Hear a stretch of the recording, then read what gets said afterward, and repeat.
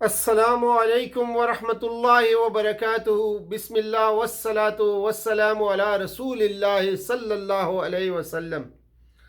سورہ الاعراف آیات 80 سے 102 لیے ہوئے دورہ قرآن کے اس پروگرام میں آپ کی خدمت میں حاضر۔ ارشاد باری تعالیٰ ہے، اعوذ باللہ من الشیطان الرجیم، بسم اللہ الرحمن الرحیم۔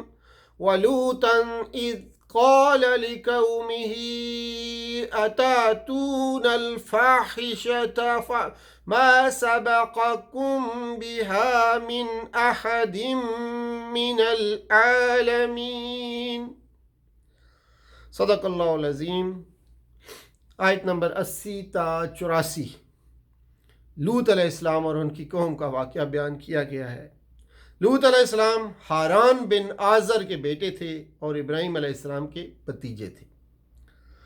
حضرت ابراہیم علیہ السلام پر ایمان لانے کے بعد ان کے ساتھ شام چلے گئے تھے، لیکن بعد میں وادی اردن کی بستی سدوم میں سکونت اختیار کر لی تھی۔ اللہ تعالیٰ نے انہیں اس بستی والوں کے لیے نبی بنا کر بھیجا تھا۔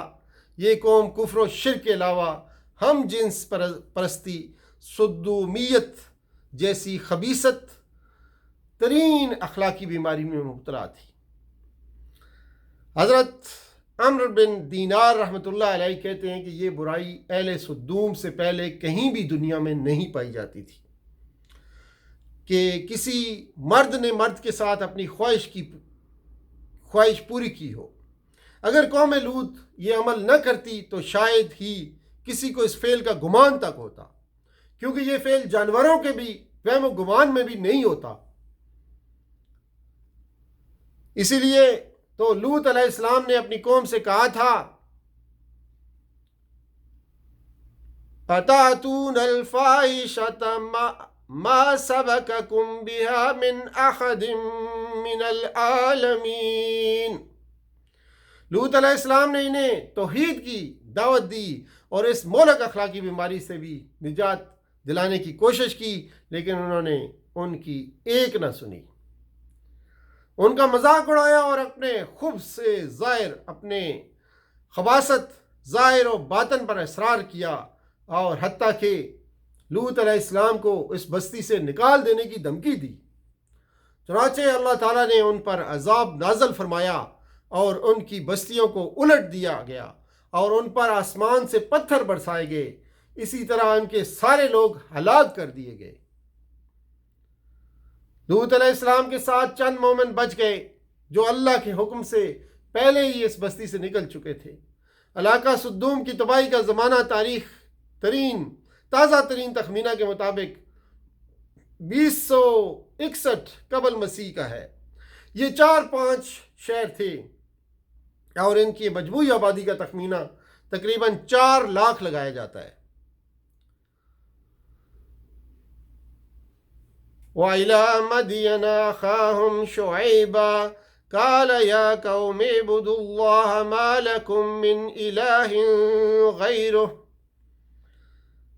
آیت نمبر 85 تا 93 شعیب علیہ السلام اور ان کی قوم کا بیان ہے، جن کی طرف اللہ تعالیٰ نے انہیں نبی بنا کر بھیجا تھا۔ مدین قبیلہ کا نام تھا جس کی نسبت مدین بن ابراہیم علیہ السلام کی طرف تھی، اور شعیب علیہ السلام اسی قبیلہ کے ایک فرد تھے۔ ان کا شہر حجاز کے راستے میں معان کے قریب واقع ہے۔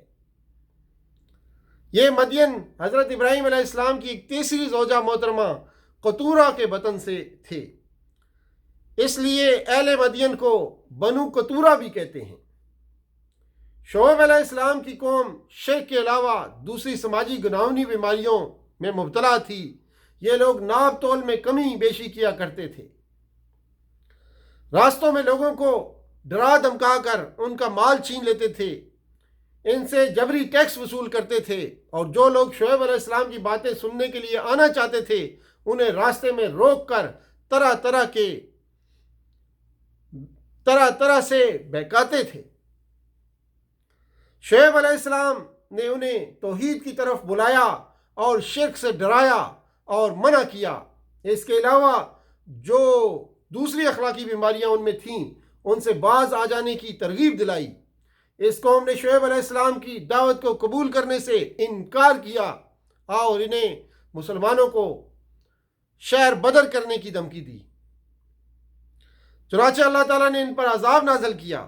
وہ اس طرح کہ آسمان سے ایک چیخ اٹھی اور ان کے قدموں تلے زمین ہلنے لگی، اور دیکھتے ہی دیکھتے ان کے جسم ڈھیر ہو گئے اور ایسے ہو گئے جیسے وہاں پہلے ان کا وجود بھی نہیں تھا۔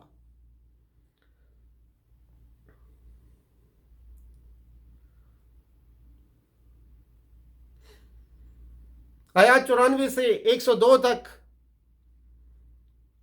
فرمایا وما ارسلنا فی قریۃ من النبی۔ ان آیات میں مذکورہ بالا سرگزشتوں پر ایک جامع اور اجمالی تبصرہ ہے۔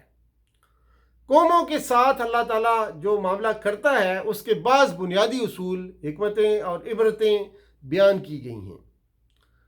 ان قصوں میں ہر قصے اس معاملہ کو پورا چسپاں ہوتا ہے جو اس وقت نبی اکرم صلی اللہ علیہ وسلم اور آپ کی قوم کے درمیان پیش آ رہا تھا۔ ان قصوں میں سے ہر قصہ اس معاملہ پر پورا چسپاں ہو رہا ہے جو اس وقت نبی اکرم صلی اللہ علیہ وسلم اور آپ کی قوم کے درمیان پیش آ رہا تھا۔ ہر قصے میں ایک فریق نبی ہے جس کی تعلیم و دعوت، نصیحت، خیرخواہی اور ساری باتیں وہی ہیں جو نبی اکرم صلی اللہ علیہ وآلہ وسلم پیش فرما رہے تھے، اور دوسرا فریق حق سے منہ موڑنے والی قوم ہے جس کی اعتقادی گمراہیاں، اخلاقی خرابیاں، جاہلانہ ہٹ درمیاں، سرداروں کا استکبار، منکروں کا اپنی ضلالت پر اصرار، غرض سب کچھ وہی ہیں جو قریش میں پایا جاتا ہے۔ اس کے ساتھ ہر قصے میں منکر قوم کا جو انجام پیش کیا گیا ہے اس سے دراصل قریش کو یہ عبرت دلائی گئی ہے کہ اگر تم نے اللہ کے بھیجے ہوئے رسول کی بات نہ مانی تو آخرکار تمہیں بھی اسی تباہی و بربادی سے دوچار ہونا پڑے گا جو ہمیشہ سے ایسے لوگوں کے حصے میں آتی رہی ہے۔ اس میں قریش کو یہ تنبیہ ہے کہ تم انہیں کے خلف ہو، تو اگر تم دیدہ عبرت سے دیکھتے تو تمہارے اپنے ملک کی تاریخ میں کافی سامان عبرت موجود ہے۔ لیکن جس طرح ان قوموں کے دلوں پر اللہ کی مہر لگ گئی تھی، بالکل اسی طرح تمہارے دلوں پر بھی اللہ کی مہر لگ چکی ہے۔ اس تبصرے میں یہ بتایا گیا ہے کہ جب بھی اللہ نے کسی قوم کی ہدایت کے لیے کوئی رسول، کوئی نبی بھیجا اور اس قوم نے ان کی تکذیب کی تو اللہ تعالیٰ نے انہیں کلی طور پر ہلاک کرنے سے پہلے محتاجی، تنگ دستی، بیماری وغیرہ میں مبتلا کیا کہ شاید اللہ کی طرف رجوع کر لیں۔ لیکن جب وہ اپنے کفر و شرک پر ڈٹے رہے تو اللہ نے ان کی تنگ دستی کو فراغی رزق، بیماری اور مصیبت کو عافیت اور صحت مندی میں بدل دیا۔ پھر ان کا حال یہ ہو گیا کہ نعمت کی فراوانی نے ان کی آنکھوں پر پٹی ڈال دی اور ان کے دلوں پر مہر لگا دی گئی، اور کہنے لگے کہ یہ کوئی آزمائش نہیں بلکہ یہ زمانے کے نشیب و فراز ہیں کہ لوگوں کے حالات ایک جیسے نہیں رہتے۔ ہمارے آباء و اجداد کو بھی پریشانیاں لاحق ہوئیں۔ آیات سے یہ بات معلوم ہوتی ہے کہ جب بھی کسی گمراہ قوم پر نعمتوں کی بارش شروع ہو جاتی ہے تو یہی سے ان کی بربادی کی تمہید شروع ہو جاتی ہے۔ حدیث میں آیا کہ نبی اکرم صلی اللہ علیہ وآلہ وسلم نے فرمایا مومن کو تکلیفیں پہنچتی رہتی ہیں حتیٰ کہ وہ گناہوں سے بالکل پاک صاف ہو جاتا ہے، اور منافق کی مثال گدھے جیسی ہے، جیسے کوئی پتہ ہی نہیں ہوتا کہ اس کے گھر والوں نے اسے کیوں باندھا ہے اور کیوں کھول دیا ہے۔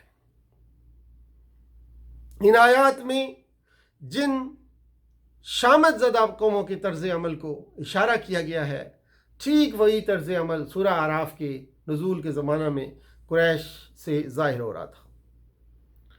قریش نے جب دعوت حق سے انکار کرنا شروع کیا تو رسول اللہ صلی اللہ علیہ وسلم نے دعا کی، اے اللہ، یوسف علیہ السلام کے زمانہ قحط ہی کی طرح قحط سے قریش کے مقابلے میں میری مدد فرما۔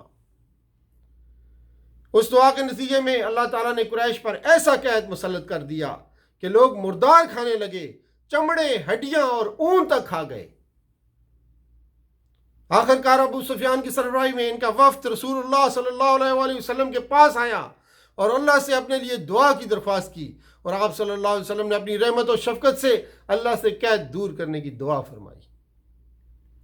مگر جب آپ صلی اللہ علیہ وسلم کی دعا سے اللہ نے قید دور کر کے ان کو فراغی اور خوشحالی سے نوازا تو ان کا تکبر پہلے کی نسبت اور زیادہ بڑھ گیا، اور یہی بات کہنے لگے یہ کوئی نئی بات نہیں ہے، اسی طرح کے قید ہمارے آباء و اجداد پر بھی آتے رہتے تھے۔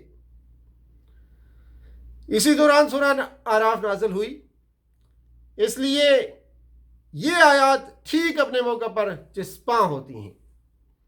اسی پس منظر کو نگاہ میں رکھتے ہوئے ان آیات کی معنویت پر پوری طرح سمجھ میں آ سکتی ہے۔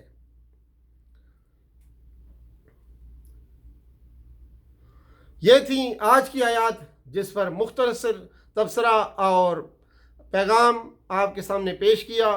وآخر دعوانا ان الحمدللہ رب العالمین وصلی اللہ تعالی علی خیر خلقہ محمد وعلی آلہ وصحبہ اجمعین، والسلام علیکم ورحمۃ اللہ وبرکاتہ۔